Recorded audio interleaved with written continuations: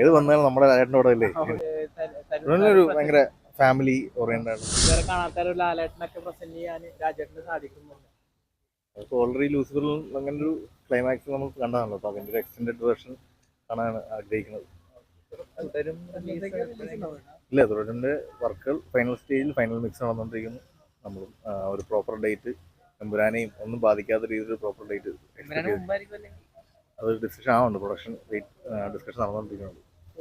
ഈ release date മാറ്റിയതിന് ശേഷം റൂമേഴ്സ് വരുന്നത് എമ്പുരാനായിരിക്കും ഫസ്റ്റ് 2025 ഏത് വന്നാലും നമ്മുടെ ലാലേട്ടനോടെ അല്ലേ.